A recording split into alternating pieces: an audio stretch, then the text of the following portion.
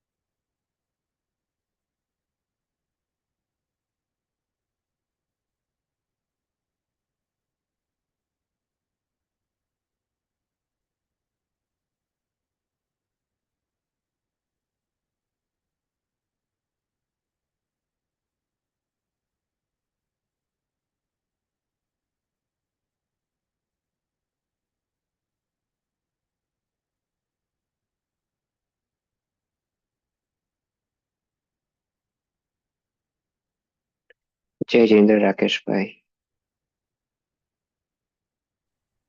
जय जिनेंद्र सुरेल भाई।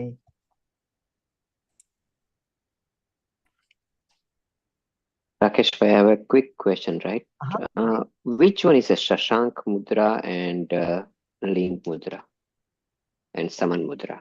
Shankh Mudra, not Shashank. I think it's I think it's spelled a little. Yeah, it's Shankh Mudra. Okay, Shankh Mudra. So yeah, that no Shashank Mudra. Shankh Mudra. Shankh Mudra is, you like this. Hold this one. Yeah. Okay. Yeah. Shankh Mudra. So here one number, I write it down, number 4, right? So 4 is Saman. What is the Saman Mudra? I think that's also spelled a little wrong. Let me get my book.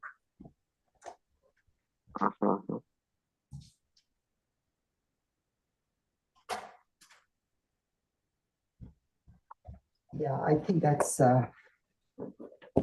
also spelled wrong. The fourth one is Samana Mudra. Saman Mudra.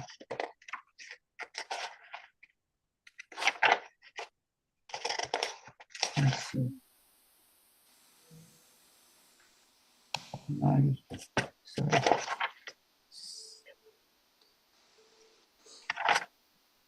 Saman. It should be, I believe, number 6 is Udan, not Udyan, but I don't know about Saman Mudra. And number 13, Ling Mudra, right? That's Angushta. Angushta Mudra. I have shown this Saman Mudra. This is the Saman Mudra where you all the 5 fingers. All the fingers. Okay. I couldn't find it. It balances all the elements together. All the elements. All 5 fingers. Together. And okay, Ling is just this one. Okay. Yeah, Ling is Angushta Mudra. Angushta. Yeah, so this one like this. Like this one, right? Yeah, you got it. Okay.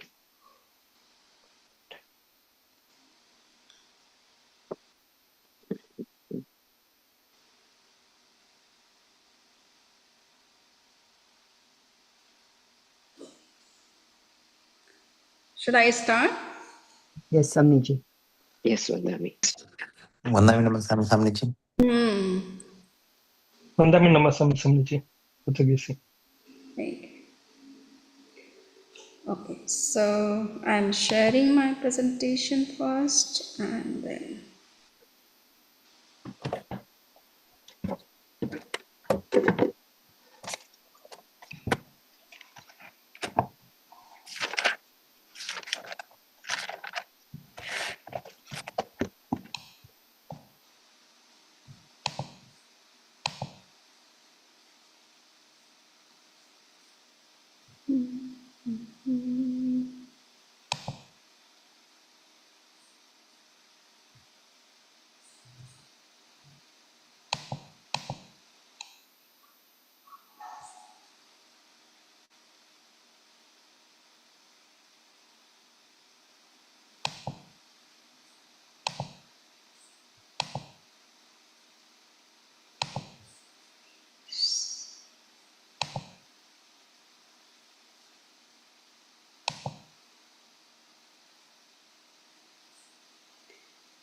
The PPT is visible to everybody?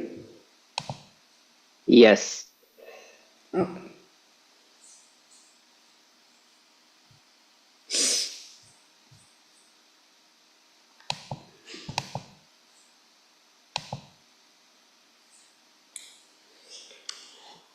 Today we will discuss about philosophy of yoga and lifestyle for trainers and medical professionals, including all the participants whoever join yoga sessions or meditation and want to practice them in their life. So first we have to see that why yoga philosophy matters today. We know that there are certain things which are developing with the time. Instead of having so many health consciousness and nutritious diet, all medical facilities that we are pursuing, that chronic disease burden is rising day by day. There is a stress and dysregulation, autonomic, endocrine, immune systems. So because of that, also we are facing some health issues. We are looking for a preventive and integrative approaches for our health problems or the stress problem. So that's why we are looking for such preventive and a very integrative at the same time spiritual approach in the name or through the yoga and meditation. Yoga philosophy is nothing. It is a kind of a science of self-regulation and having mastery on our lifestyle. What is yoga? So there are several definitions which we can see to understand the concept of yoga. So in the very ancient yoga text, which is well known, well read and widely received in the field of yoga, and that is Yoga Sutra, written by Patanjali in 2nd century of common era. So according to that text, yoga chitta vritti nirodha, it means a regulation of mental fluctuations. So our mind is very much fickle. It is wandering here and there. It has very short concentration. It doesn't concentrate on any topic for a longer period.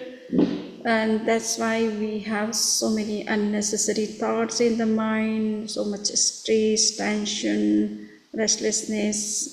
If we want to control our fickleness of mind, we have to practice yoga. So that is the definition which has been given, especially in Yoga Sutra. And yoga is considered as a balanced, skillful action.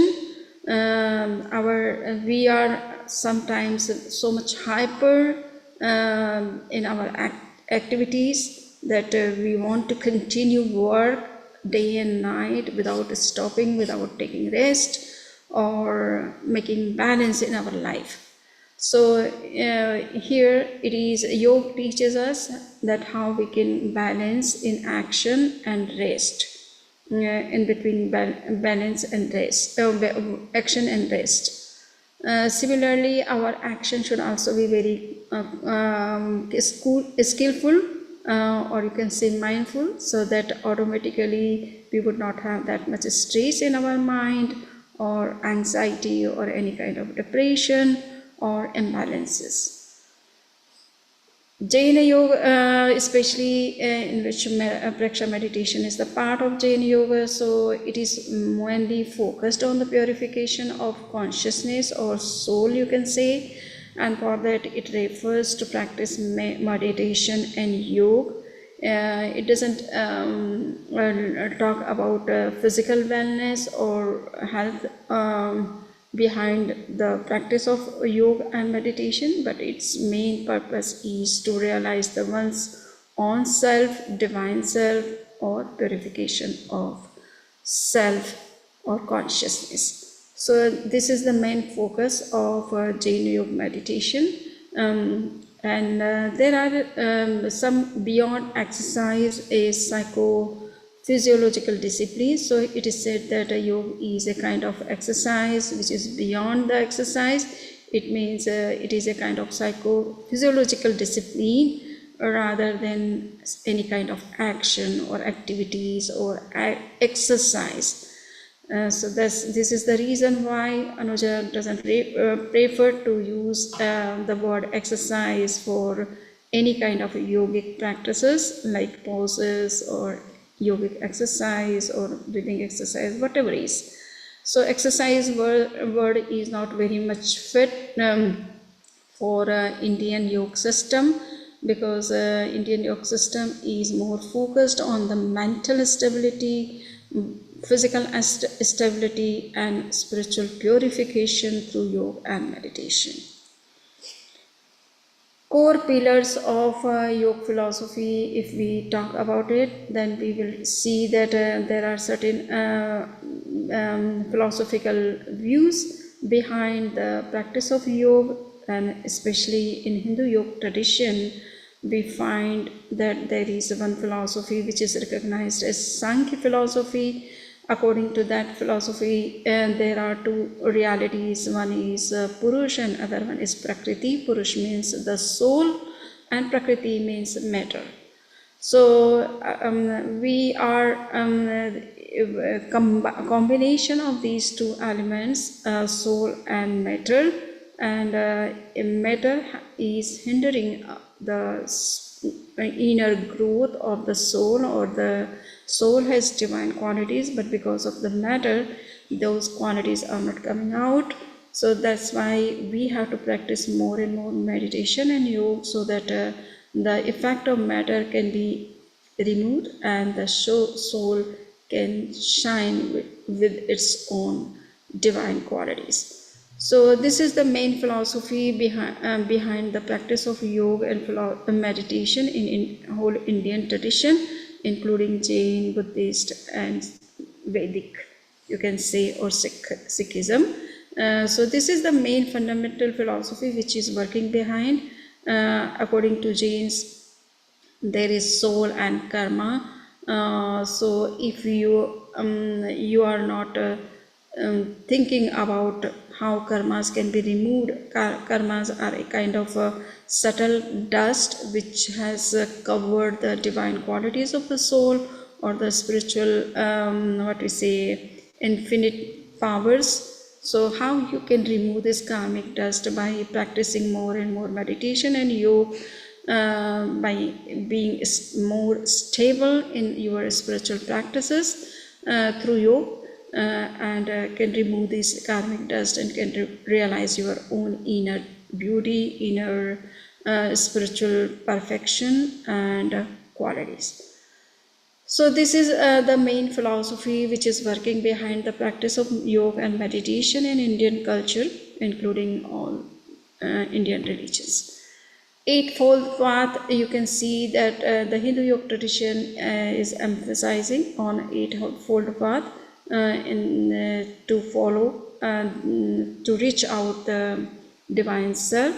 So this is the eightfold path, which is you can see these are the basic values which we are practicing in different names in all the different traditions, whether it is Jain or Buddhist or Hindu tradition.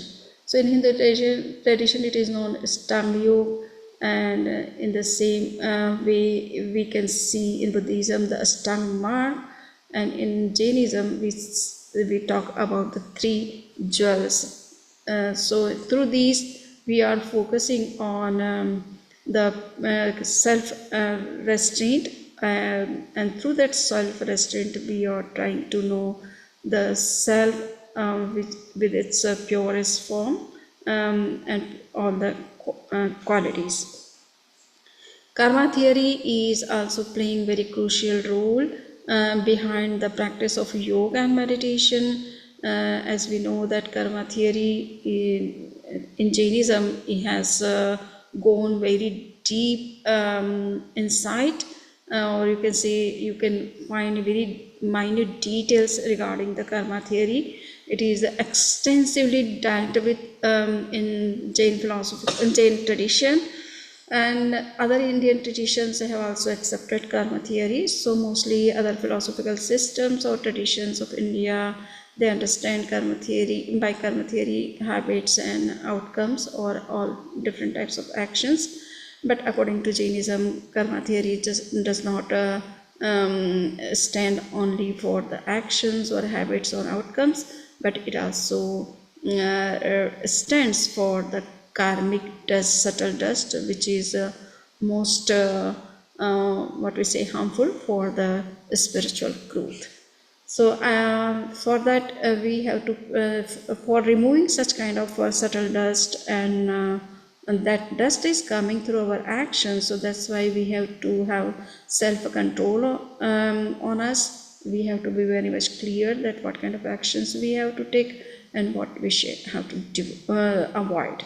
So this karma theory is also very important theory behind the practice of yoga and philosophy. Why we are practicing? Because we are trying to control our senses, mind, and through that we are trying to stop the karmic dust which is entering at every moment into the self, and we are also trying to remove the karmic dust which is deposited inside. So that's why we are practicing all meditation and yoga. Anekant, cognitive flexibility. So this is also a very important Jain doctrine in which we talk about that our mind should be very open, and our thinking should be flexible in the sense that whatever is right and good and correct, we have to be ready to accept without any biasness or without any prejudice. So that kind of thinking if we have, then we can see the truth in its wider horizon, and can live a peaceful life with all other different ideologies which may be very different from us. Instead of that, if they are also right, or you can say touching some aspects of the truth, we can easily accept them and we would not have any kind of clashes with them. So there would not be an unnecessary war in the name of the ideologies or cultural differences. Ahimsa, meditation can help us to know the truth without any attachment and aversion. So you might have noted throughout the course that in Praksha meditation system, we always talk that whenever you are perceiving any reality, inner or outer, you have to be free from attachment and aversion. It means that there should not be any kind of biasness, there should not be any kind of narrow thinking, or there should not be any kind of aversion or hatred against any other different views. Or so you, and if you are free from all attachment and aversion, then you will be able to develop higher consciousness or pure perception, and through that you can know the truth in its all beauties and in a very wider spectrum. So that's why Anekant is very important, and that kind of insight, multiplicity of view can be developed just by the practice of pure perception and not the perception with some kind of biasness or preconditioning of mind. Ahimsa is also very important concept behind the yoga and meditation. Ahimsa is not just to accept some vow that I would not kill, I would not think anything wrong against anybody, or I will not speak such words which are hurting or harming others. But Ahimsa means you must have universal love, friendliness, and respect to all different existence or living beings of the nature. So there would not be such kind of wars which we are perceiving at present in the world, how the countries are attacking on other countries and how the innocent people are being killed, how the national properties are being destroyed unnecessarily. So this kind of a consciousness, until we have that all people are having the same aspirations, same right of living, we cannot violate the rule of right of others living, or we cannot have any right to capture any resources, or we have no right to impose our own ideologies, culture, or any power on others. Then only we can see that there would be the world peace and non-violence.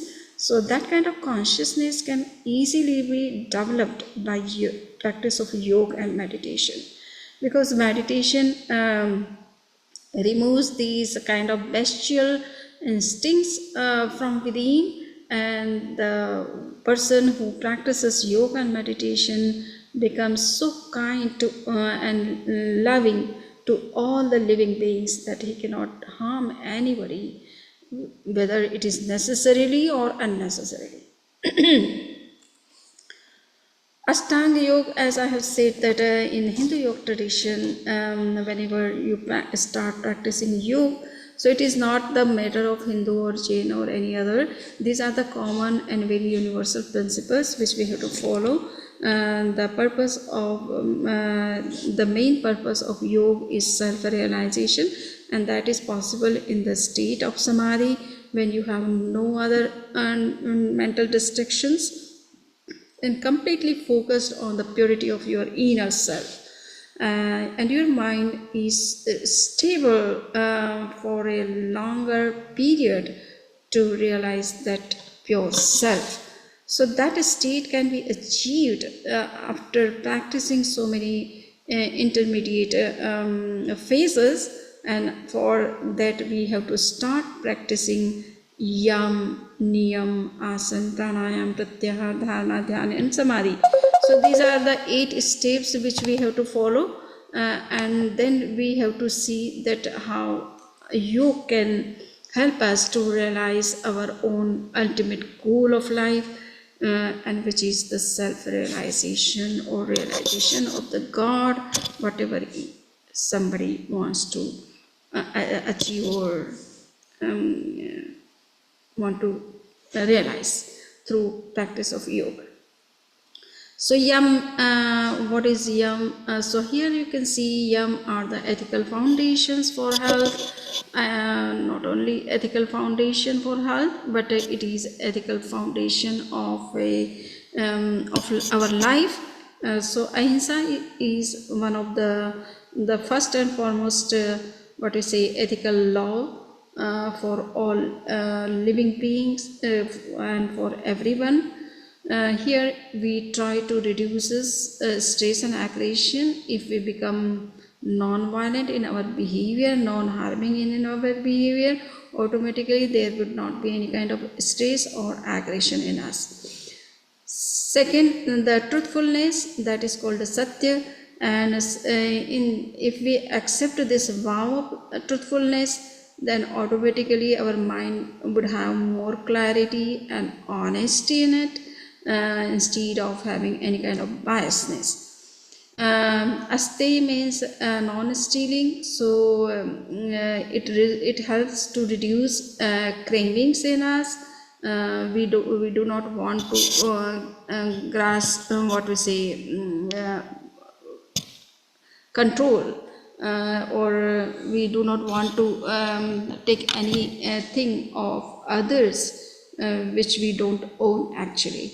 So this kind of a tendency, if it develops in any of us, then automatically unnecessary cravings or ambitions to be the world power, to be the richest man, to be the richest country, to be the #1 economic power of the world.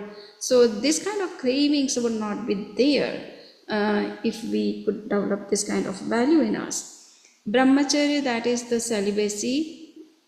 This vow is very important for energy conservation. We know that in sexual activities, there someone loses energy, so that energy level can be boosted if we can follow this vow of celibacy. Parigraha is also very, very important ethical rule for the religious persons, but for everybody. And it is in the sense that Parigraha teaches us that how we can use the natural resources or any other stuff in minimum quantity, so that things, those resources can be available for all other humanities. It is not that one man gets everything and others are deprived. So that condition will not come, and if this condition comes, then automatically there would be a reactive violence in society. So that will be very harmful for all and for the globe, even for the earth. So aparigraha is very important, and until and unless we follow the ethical rule of aparigraha, non-possession, we cannot be what we say non-violent, and without non-violence we cannot achieve peace. So it is necessary that these important universal ethical rules and regulations should be followed by everyone, and especially by the yoga practitioners. So minimalism in the form of aparigraha can be practiced as minimalism, how minimum things can be used, and instead of using a lot of things unnecessarily and wasting them. Reduced anxiety, and it also helps to reduce our anxiety, because if we have unnecessary cravings, wants, desires, ambitions, aspirations, and then we will go after fulfilling them by hook and crook, and if we couldn't get them, then it may create anxiety in us. So all these mental or psychological dispositions can be controlled if we are satisfied with what we are having. Niyam, personal disciplines for lifestyle change. So Niyam is very important for us. They are the personal disciplines for our good lifestyle. So Soch here, Soch means the what we say, cleanliness. So it may be physical cleanliness, it may be cleanliness of our environment, or cleanliness of our houses, or anywhere wherever we are. So this is very important for hygiene and mental purity, both. Second is santosh. Santosh means a contentment or satisfaction. So it is very important thing. One can get mountains of gold and silver.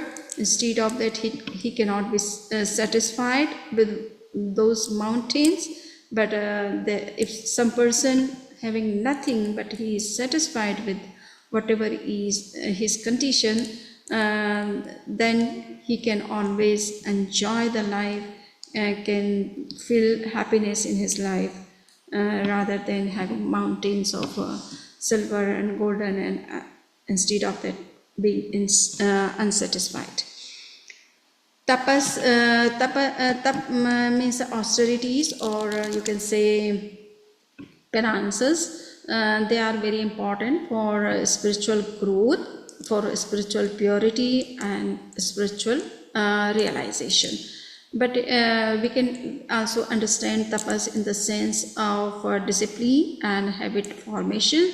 If we have good habits and our life is completely disciplined, then it means we are accepting or following tapas in true sense. Swadhyay is a kind of religious studies, and they help us for reflecting on ourselves, how we can enrich ourselves from within, and can realize our own inner beauty and purity. So for that, it is necessary that we have to do regular study of holy or religious texts, in which we get some insight for our spiritual growth. Ishwar Pranidhan, surrender and resilience. So here Ishwar, those people who believe that the God is a creator and we are reflections of God, and we have to be very much, we have to surrender ourselves to the God. They can think in that way, or all the religious traditions, they believe in some supreme souls, like Jains believe in 5 great souls. So similarly, all other religions also have some or other supreme authorities of their religions, and they want to surrender before them. So this sense of surrender and resilience can be developed when we go into yoga and meditation. Yogic lifestyle model. So what kind of yogic lifestyle we can follow? So it is necessary that we have to fix the morning routine, in which we can focus on breath practices, mindful eating, movement, and breath practices should also be the part of our life. Mindful eating, as we are eating every day, morning to night, whenever we are taking anything, we can be more and more mindful for in eating time. Instead of talking or looking at the mobile or taking the phone calls, we have to shut down all these devices, and we have to just focus on our eating, what we are eating and how much we are eating. So movement, we have to be very much disciplined in our own activities or movements. Work rest balance should be maintained. It is not that we are working and working without eating, or without taking rest, or without sitting with our family people. Just we are engaged always in the work. So that is not right way of living. We have to keep balance between the work and rest. Evening went down, so that is also very important. People are sleeping, but they are watching either TV or their mobiles or reels, etc., till they are not sleeping. So that is not the right way. Before sleep 1 and 2 hours of sleeping, we have to shut down all the devices. Then only we can go into sound sleep and our mind can take proper rest. Sleep hygiene, so this is also very important. I will talk about this. Digital discipline, so I have already said about it, that these digital devices should be shut down before sleeping. So here evening wind down, why it is so important. So evening wind down refers to the intentional slowing of physical, mental and sensory activity in the last 1-2 hours before sleep. It is the transition phase from tejas toward sattva. So tejas means we always think to do something or to be engaged in some activity. So rather being engaged, we have to try to control the activities, how we can stop them slowly and gradually before sleeping, and not thinking that what I have to do tomorrow. So this will give the calmness of the mind and clarity of the mind if we are sleeping, closing all these chapters of activities 1 or half an hour before of our sleeping. So what evening went down, what it typically includes. So here reducing sensory input, so dim lights, soft sounds, minimal screens. Gentle movement means light stretching, slow walking or restorative asanas, so we can do this. Breath calming, so in that we can start perceiving breath, 4-6 breathing or Brahmari Pranayama breathing exercise you can do. Diaphragmic breathing, that will also help you to go into rest rather than to be engaged in some activities. Mental settling, so journaling, gratitude reflection, mantra chanting, so these are very important for us than any other things.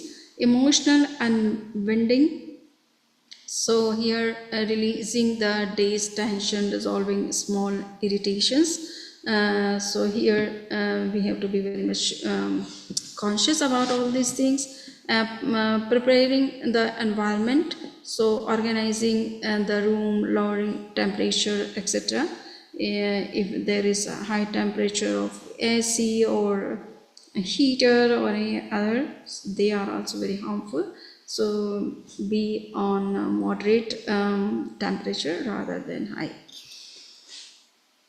Why it matters? So this phase signals the brain to shift from sympathetic drive to parasympathetic dominance, and it reduces cortisol, stabilizes heart rate, and prepares the mind for deeper sleep.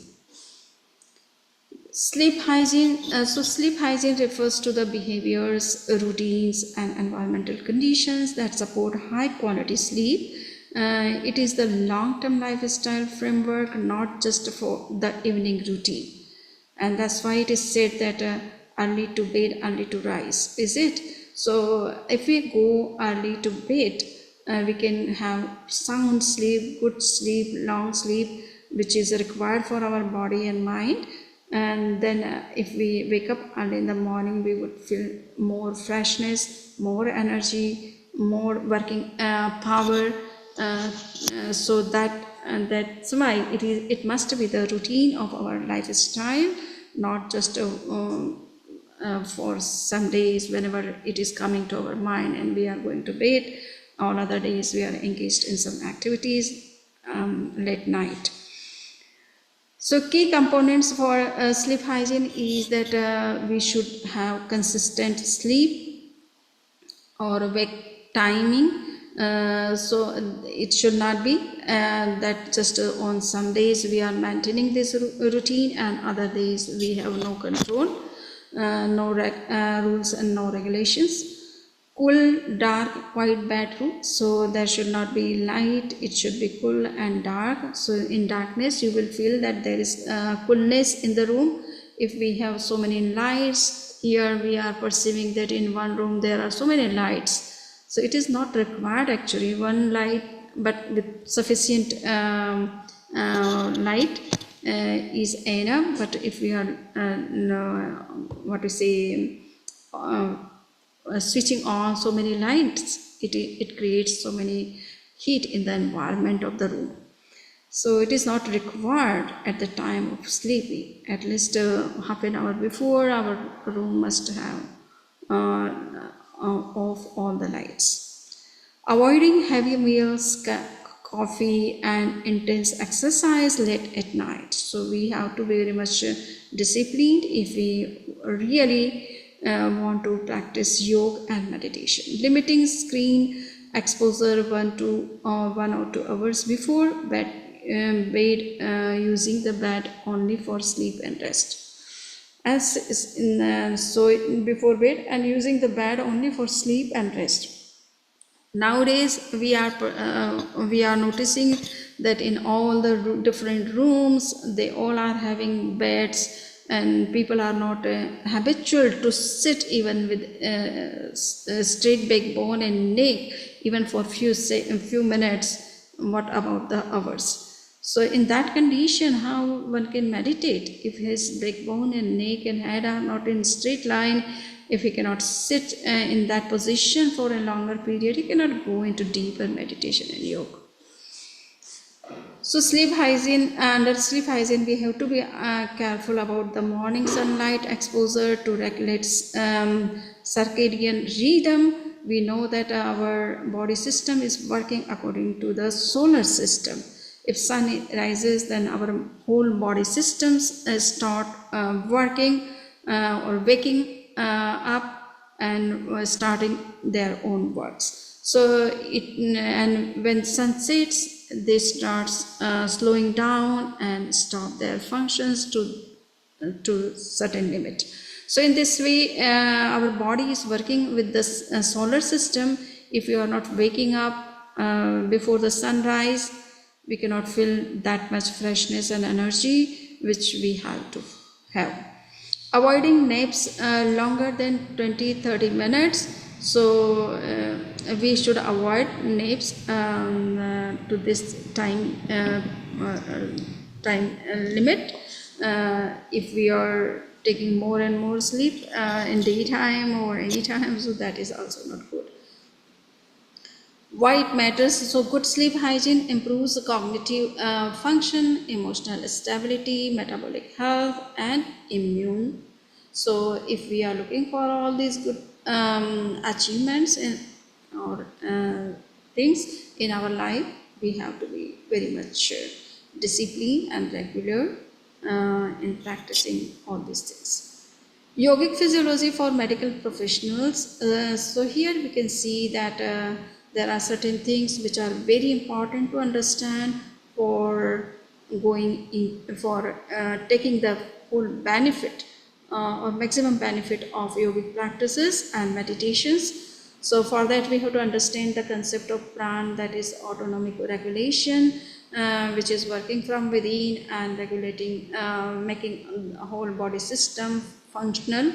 So if we cannot, our prana is not in balance or it is deficit in some parts, automatically we would have some health issues or problems. Nadi system, so neural pathways, and that is also very important, how our sensory motor nerves are working or how vagus nerves works. You might have seen so many times vagus nerves, which starts from brain to throughout body and spread throughout the body, and all other nerves, they are coming as out of it as various branches. So if we don't know the neural pathways, we couldn't understand that where is the problem and how we can correct it by any yogic practices. Chakras are also very important, and they are neuroendocrine hubs, and we have discussed about it when we were talking about the perception of psychic centers.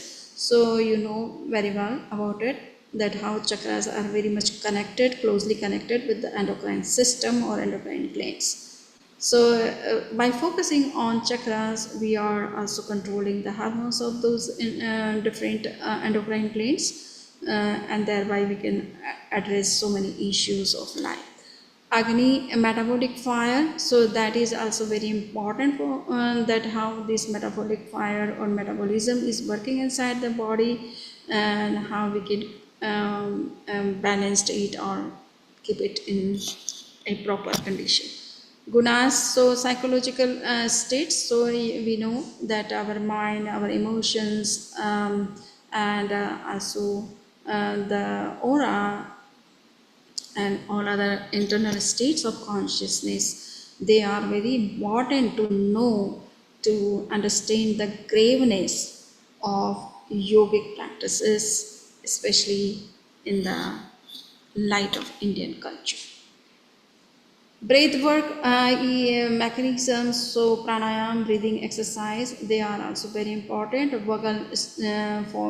From the point of view of vagal stimulation, improved HRV, reduced inflammation, better oxygenation, and techniques which are used as, for breathing exercise are diaphragmatic, Anulom Vilom, Bhramari, Ujjayi. So these are different breathing exercise, they are very, very important for all these different benefits. Meditation and mindfulness, we know that in yoga practices, meditation and mindfulness, these are two well-known techniques of meditation which are used in different names. So here both are a kind of meditations. So they are very important for attention training, emotional regulation, DMNA modulation. Fraction meditation talks about all these things. So in which we focus on pure perception by all these practices. And Lesha psychology, so that is color internal states of our consciousness and evidence.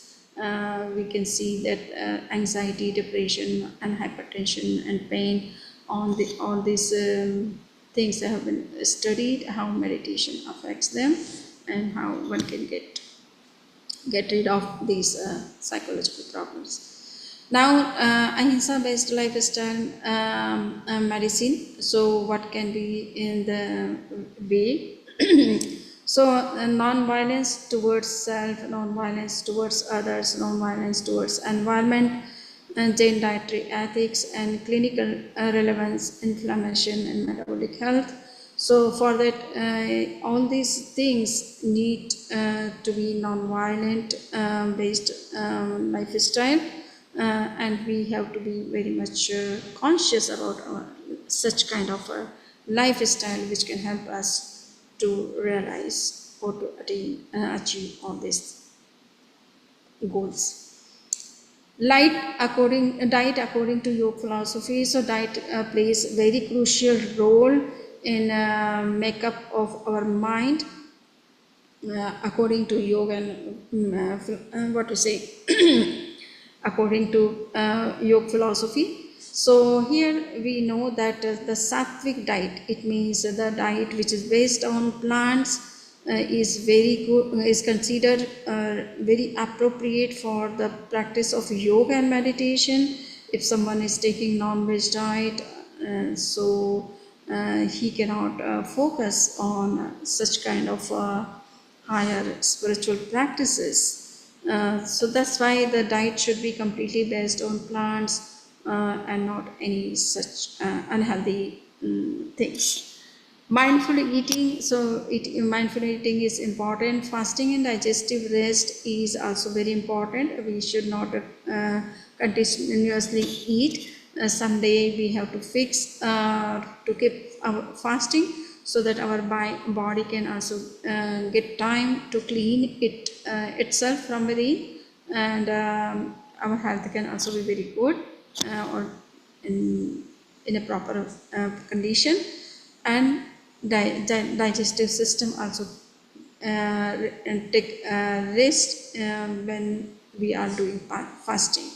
There are Jain dietary ethics, so we know there are certain rules in Jain regarding Jain diets, that you should avoid night eating, you should avoid eating of root vegetables, you should avoid non-veg, egg and alcohol, etc.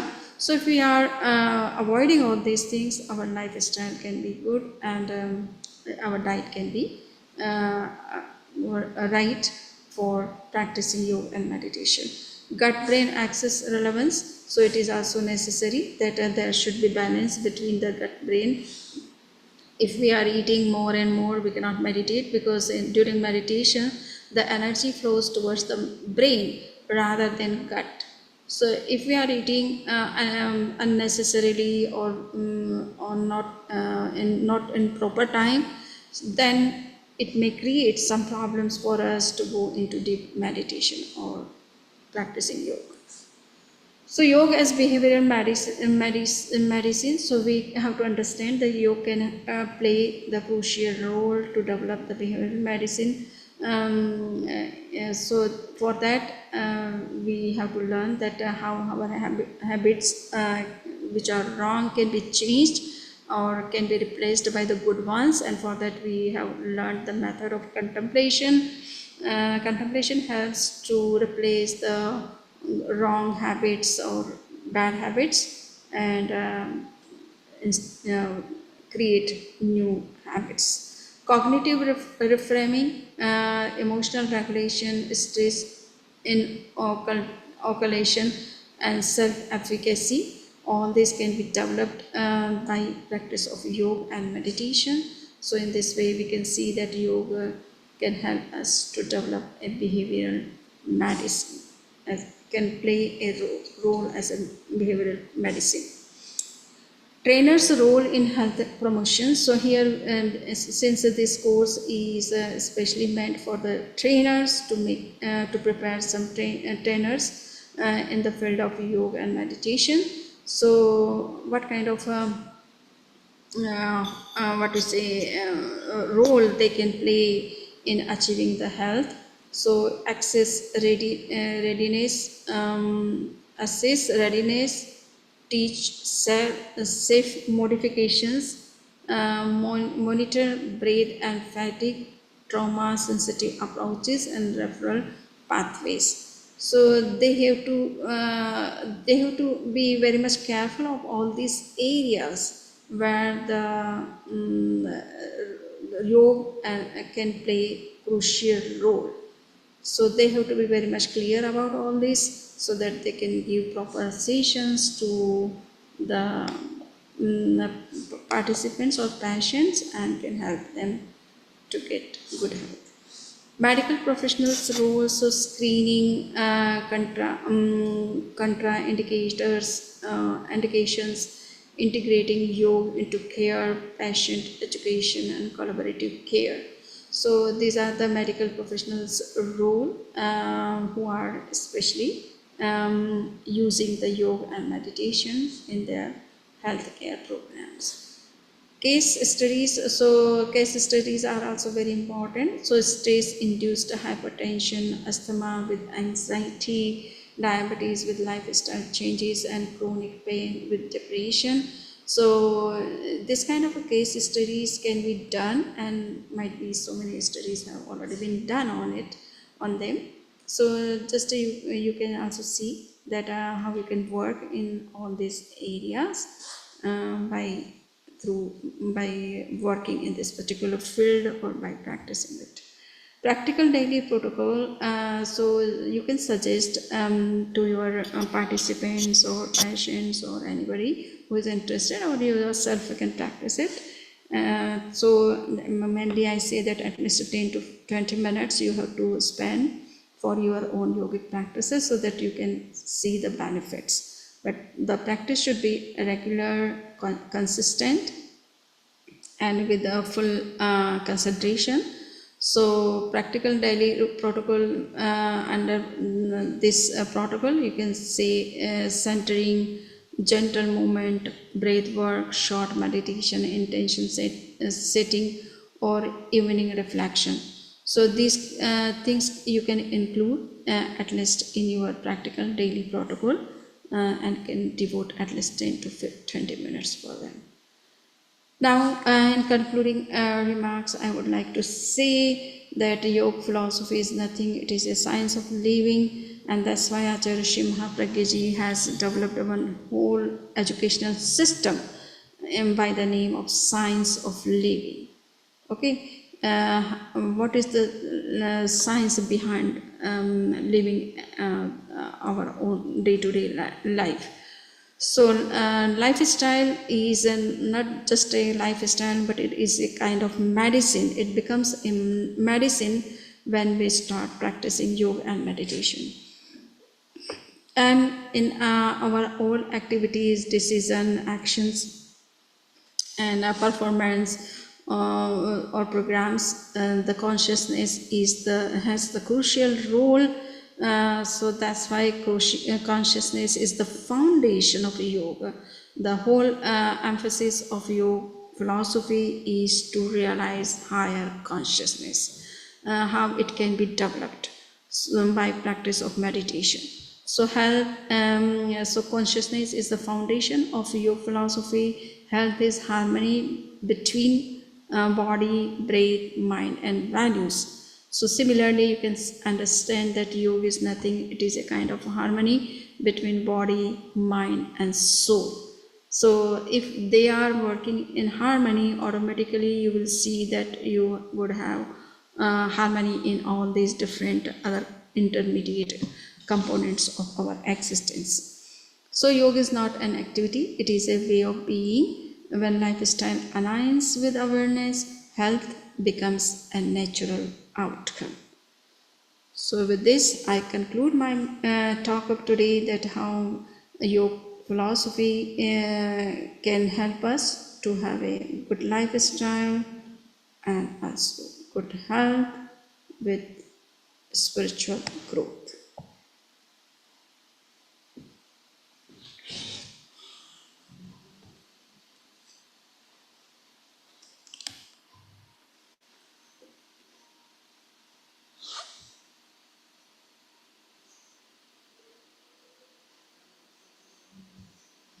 Anybody has any question?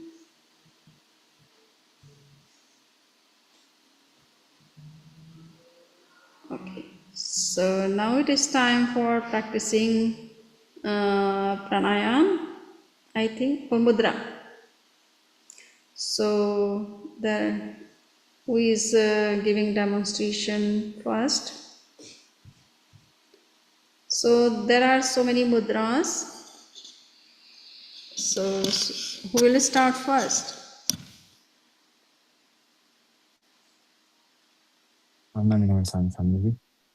Dineshwar. So you wanna ask us, or is it something we can just Yes. So there are so many mudras. Can you show me what is the Akash mudra? Akash Mudra. Yes. So I hope you can see me. Okay. Okay. So Akash is like, this is fire. This is air. Yes. This is Akash, which is the middle finger. Correct. So we touch the middle finger with the tip of thumb, and we keep, rest of the finger straight under me. So that's how we know. Okay. That's, Yes. So this is Akash mudra. And what is the Prana mudra? Prana mudra is if you touch, so when you touch the little finger with the tip of thumb, and you keep the rest of the finger straight. So it is called Prana mudra. Yes. What is the name of it? What is the benefit Oh, of this is Varun. This is Varun. If this is Varun Yes, Mudra this or is Varun Mudra. This is Varun Mudra. Okay. The Pran Mudra is touching the tip of the thumb with the tips of the little and ring fingers. okay, yeah, okay. So and yeah. Okay. So this is the Pran Mudra. Okay. So can you see what is the benefit of Akash Mudra and Pran Mudra? You are touching which fingers? Ring finger So and the little finger. the ring finger and the little Little finger. finger, Yes. yes. That is called Prana Mudra. Yeah, you can see, right?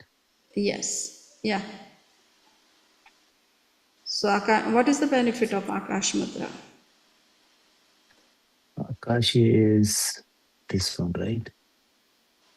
Yes, the Yeah. middle So finger. this. So Akash Mudra, I think it helps you with the self-control. I think it's with the ear problem. It helps Yes. you with that. It helps with some sort of efficiencies and satisfaction. I think Bandami. Okay. And I think it helps with the calcium deficiency. Akash Mudra. Okay. So, and what is the, what to say, Surya Mudra, Sun Mudra, Surya Mudra? So Surya is, you take the ring finger and Correct. you place your thumb in the middle of the ring finger. That's Surya Mudra. Correct. So that is Surya Mudra. And why we have to practice this mudra? Surya Mudra, is it about energy? Is It helps with focus. It improves your concentration, concentration of your body. And so I think it helps with the diabetes, Nami. correct. So it is good for diabetes. If somebody has the problem of cold, then he or she can also practice it. Yeah.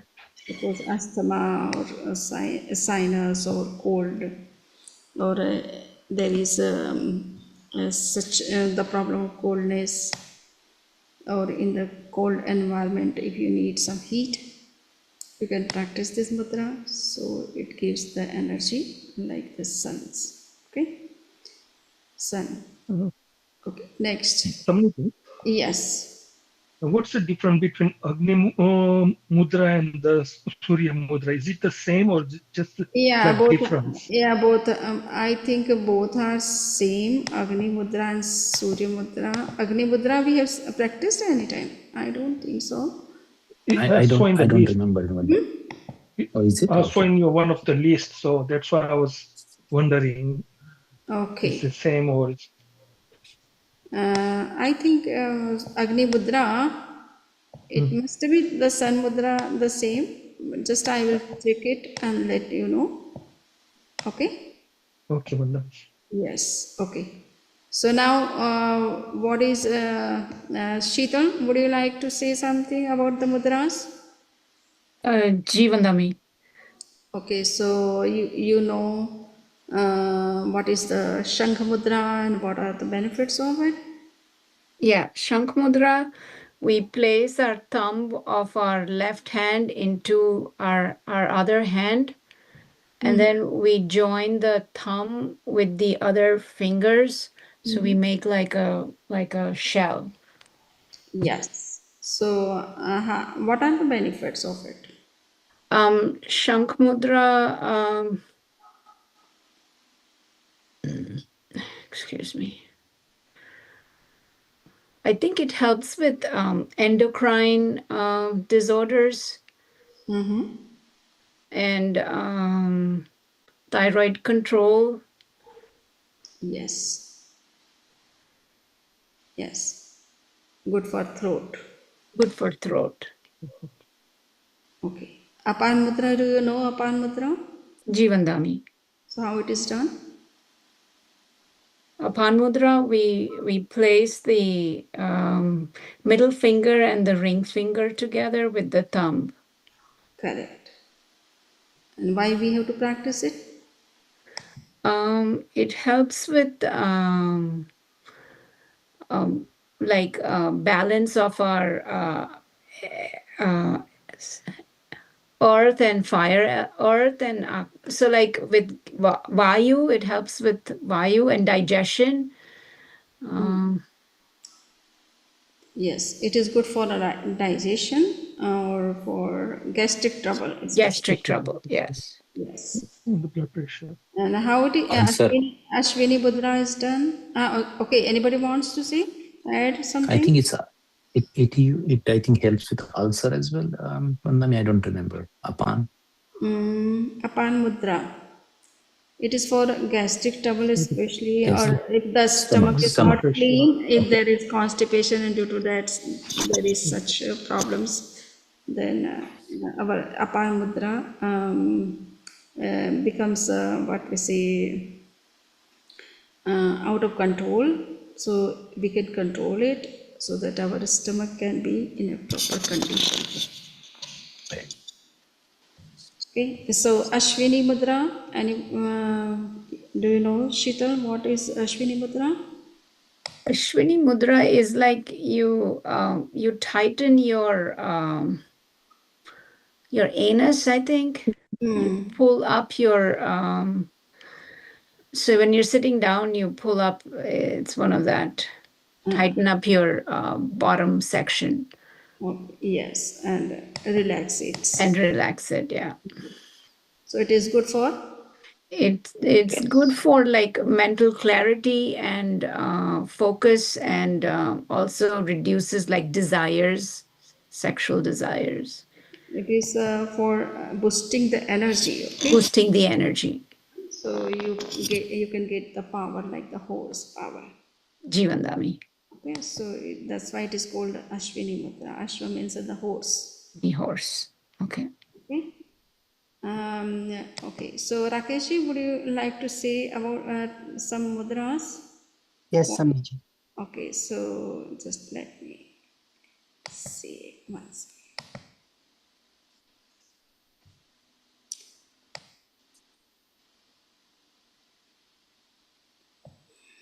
Okay. So.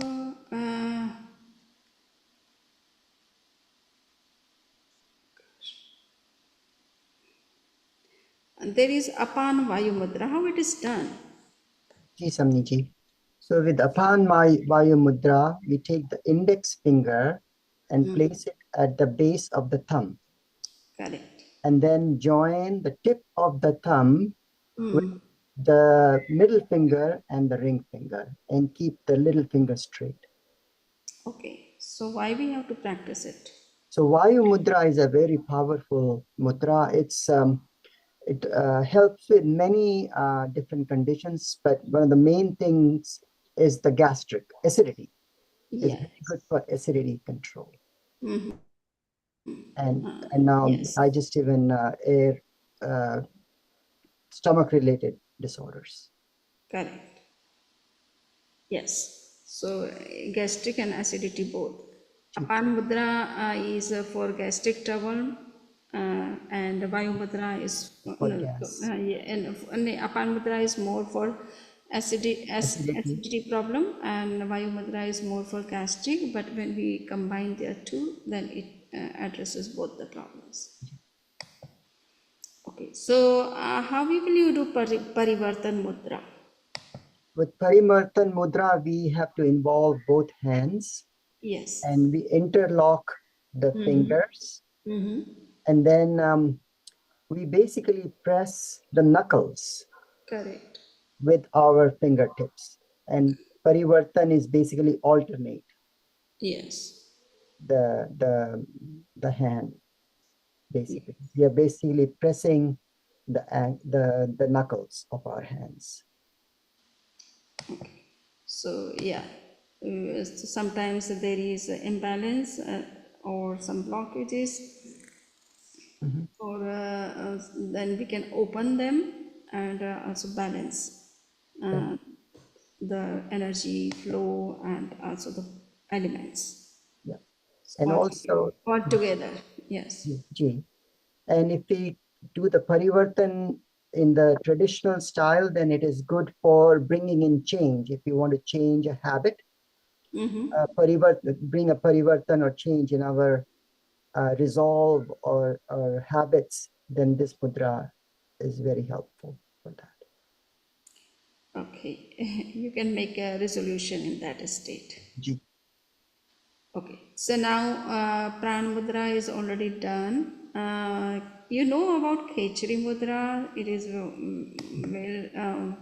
very much discussed by the Hindu yogis. And what is the benefit of this mudra? The Khechari mudra is basically self-control, controlling our thoughts. It is a rolling of the tongue backwards towards the throat. Correct. And it helps with the concentration and controlling our thought, or it's used for long durations of tap or penance.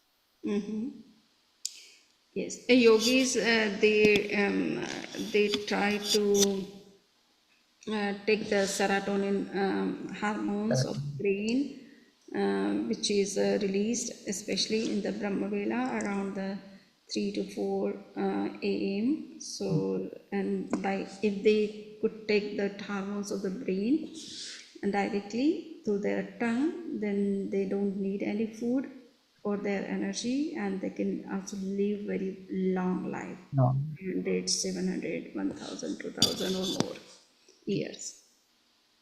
Okay, so that's why the Hindu yogis practice a lot this kind of mudra. Now, what is the Jnana mudra? Gyan mudra is when we touch the tip of the index finger, the tip of the thumb, and keep the other fingers straight. Okay, so why it is important for us? This is for focus during meditation, and also good for knowledge. Good for knowledge, yes. So all the time, so it is good for concentration. If we have more gastric or vein problem in the body, our mind cannot be stable. So to control this wind of the body, the thumb is touched with this tip of the index finger, so the wind can also be controlled and your mind can also be stable. That's right. Mid. Yeah. Okay. Thank you so much. Yes. So now, Narendra Ji, would you like to say about the Angusht Mudra and Vyan Mudra? That's a Gyan Mudra touching the tip of the first finger with the Vyan Mudra. Yeah. Gyan. Okay. How it is done? I'm not sure 100%. Okay. Any Angusht Mudra, you know? No? Okay, so Varun Mudra, you know? How it is done, Varun Mudra? You can touch the thumb, tip of the thumb with the tip of the, which finger? Okay. First finger, first at the bottom of the thumb, and press with the tip of the thumb. last finger, the little finger. Is it? So that is called Varun Mudra, and it is very good for what? For hydration. For the hydration, hydration, yeah. Yes, for hydrating the body. And by putting your thumb on the back of the little finger, if there is some problem, that can be controlled.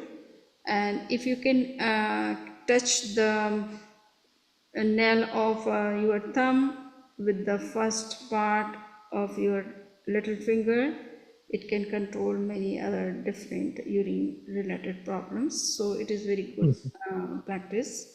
Varun Mudra is very important for that. Now, what is Surabhi Mudra, if you know? It is very difficult. Okay, just Surya Mudra we have talked already.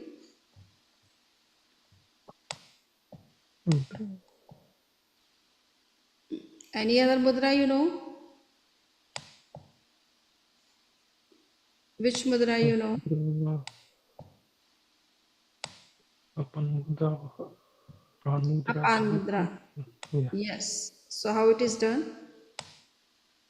Apan mudra, ring finger, middle finger, and the thumb, the tip of the thumb, they're touching together.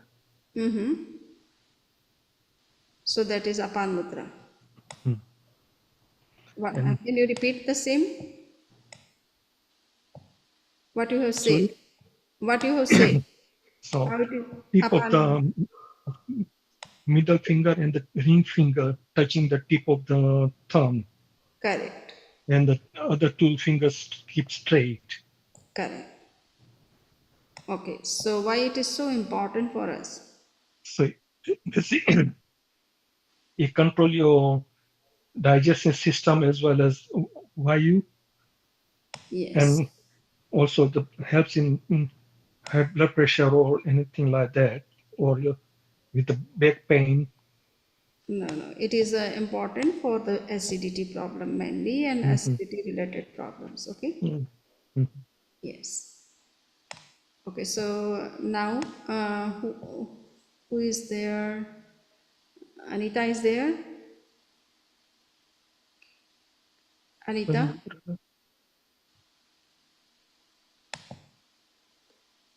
So, would you like to explain about the Prana Mudra? Yes.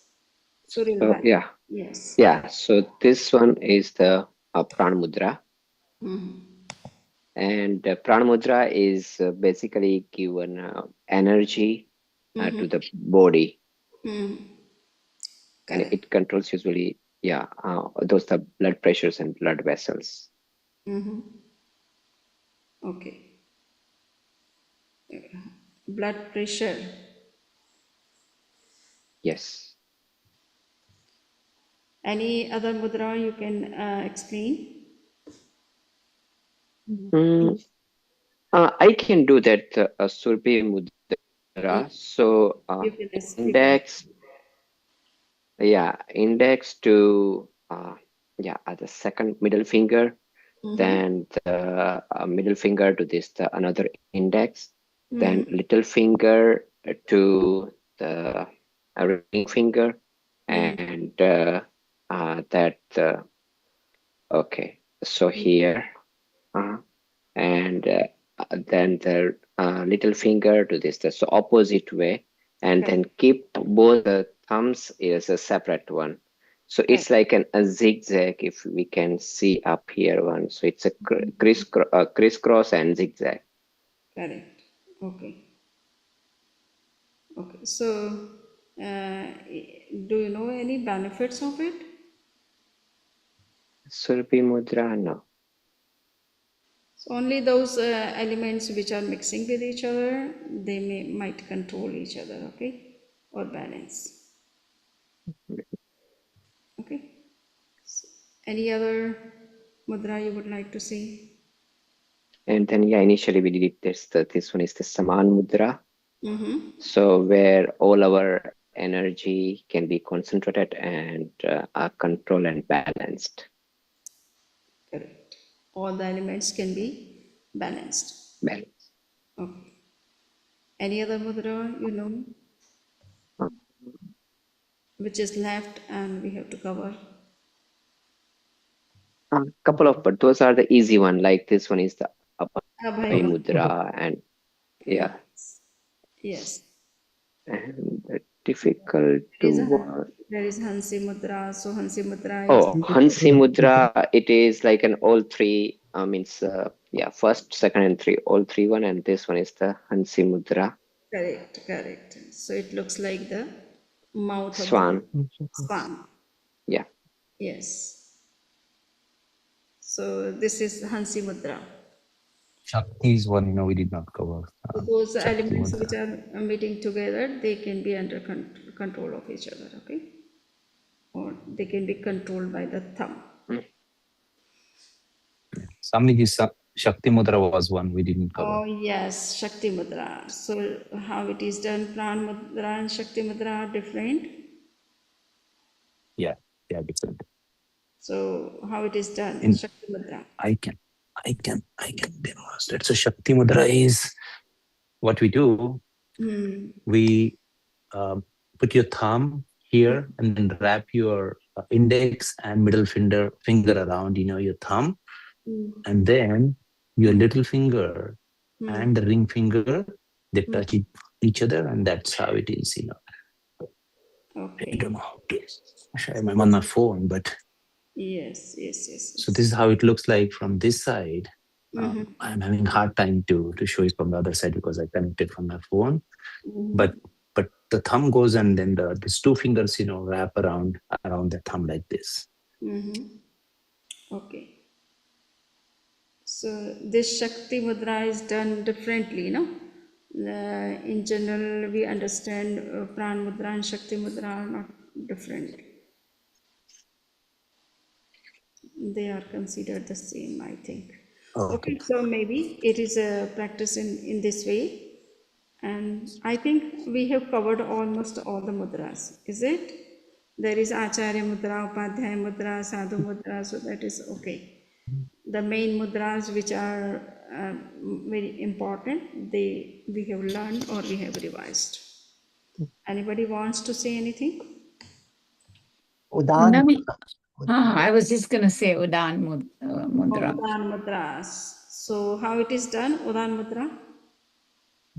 Take the index finger, touch it with the thumb, and then place the nail on the top of the nail of the index finger. Okay. And keep this too. Keep the other finger straight. Okay. So this is the Udan Mudra. Okay. Yeah. So Udan is a kind of vital energy which flows especially in the upper area of our body.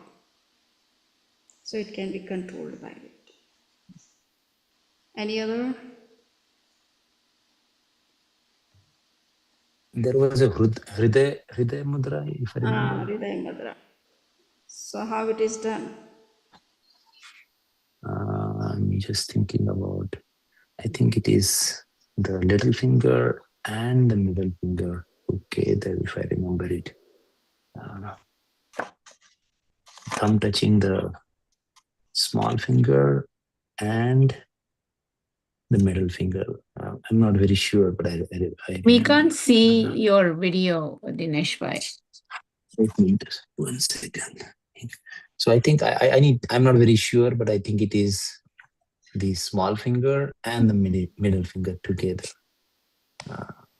Hriday Mudra, no? Yeah.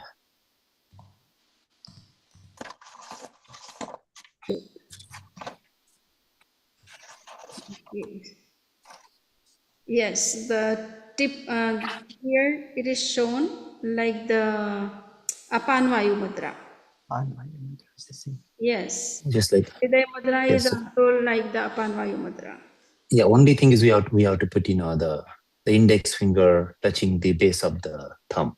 Yes, that index finger is touching the base of thumb, and the middle and the ring finger tips the tip of the thumb. So it is like the Apanvayu Mudra. Dinesh Bhai, you're touching the little finger. No, the middle and the ring finger. The Apanvayu Mudra. Yeah. But that's Apanvayu, right? We are talking about Hriday. It is also called Hriday Mudra. It is also called Hriday Mudra. Oh, okay. Right. All right. It is not different from that. Similarly, the Pran Mudra and Shakti Mudra are not different. They are same. Okay. All right. They are same, but the names are different. And Dhyana Mudra and Vayu Mudra, they are not different actually. But when we are taking different names, it means we have to say different benefits. Clear?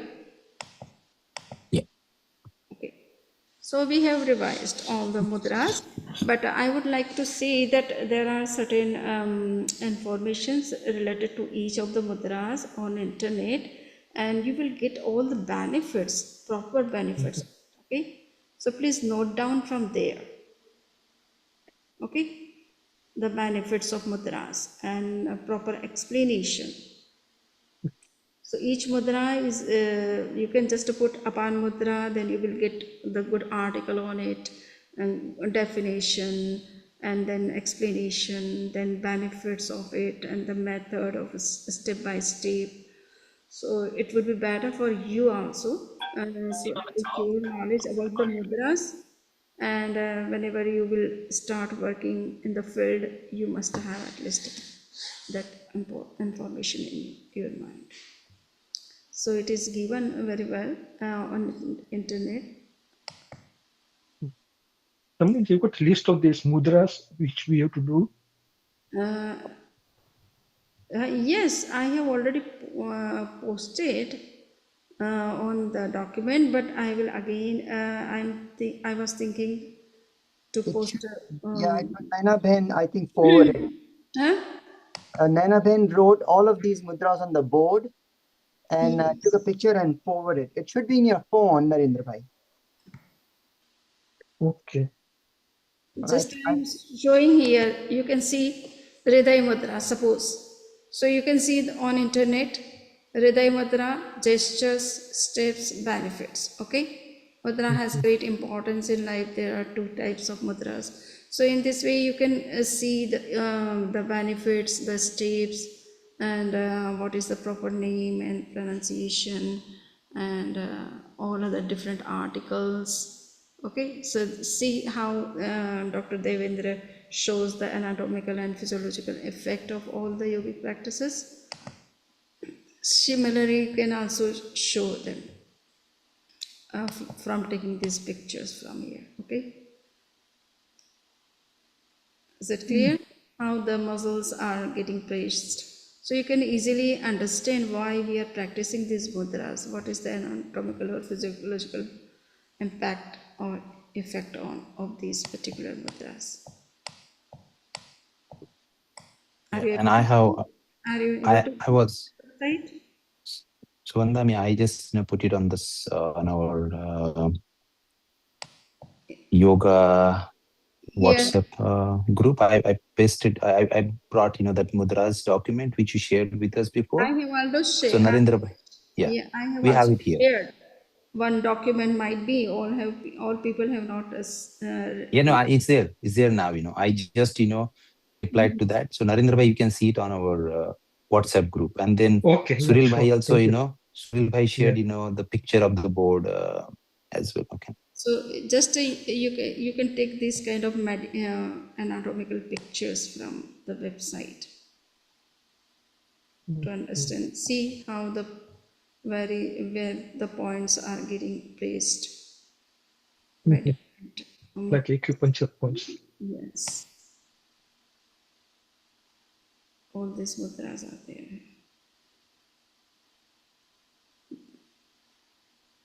The benefits of Vyan Mudra. So my PPT is already uploaded. Some of the benefits were explained in those in that PPT. I have also posted one article on different mudras, benefits, steps like this.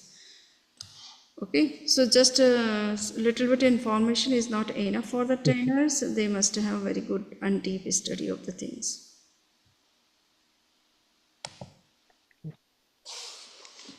Okay, so just we have enough time. At least we have we are devoting so much time from last 6 months. So at least little bit, and things are not too much.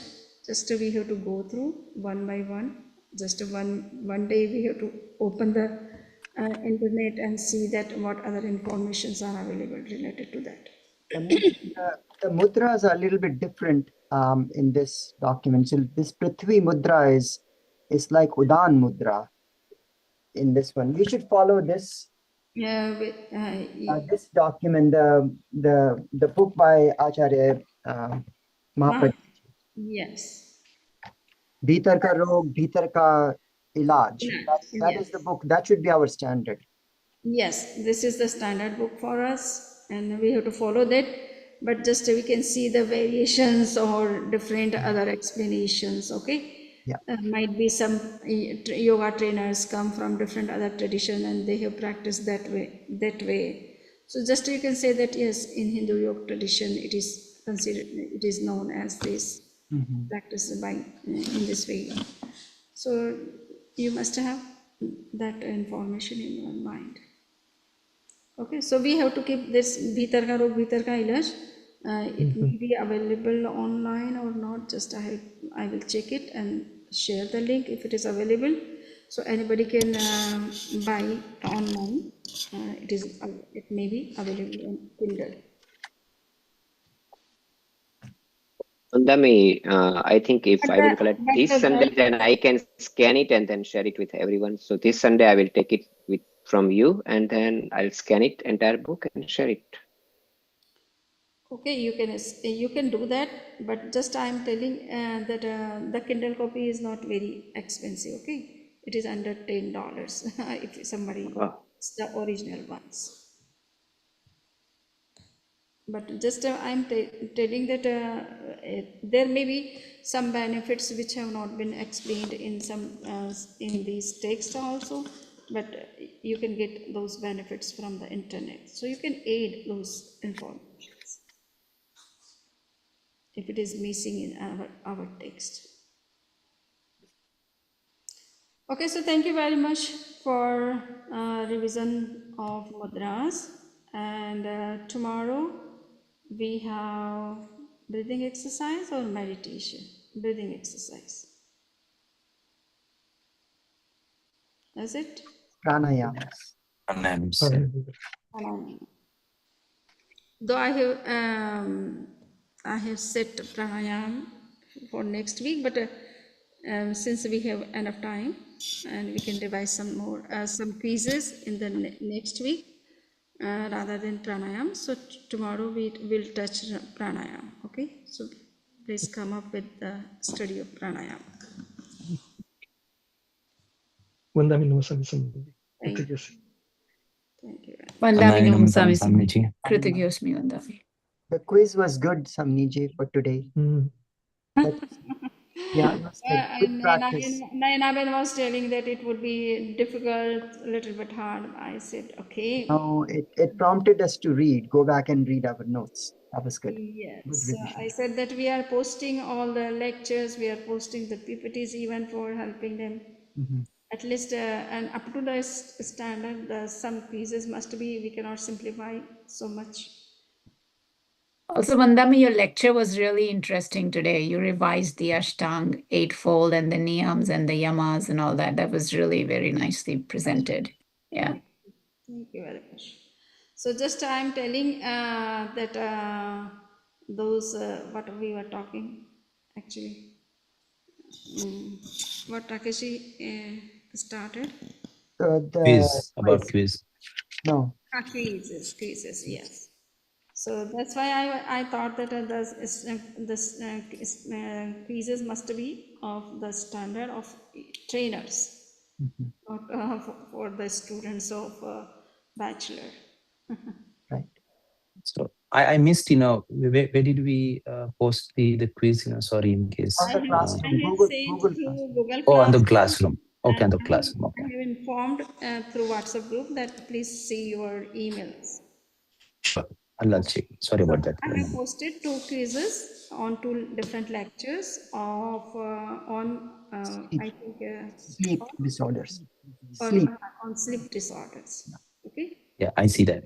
I see it. Tomorrow Thank you. you will get another 2 quizzes or 1 quiz on 2 quizzes actually on diabetes. So first and second lecture, just a weekly first and second lecture of therapeutic part you have to see for taking the quizzes. Okay? Sure. First 2 lecture. And I think all are preparing their PowerPoint presentation to give in the end. So be ready for presentation also.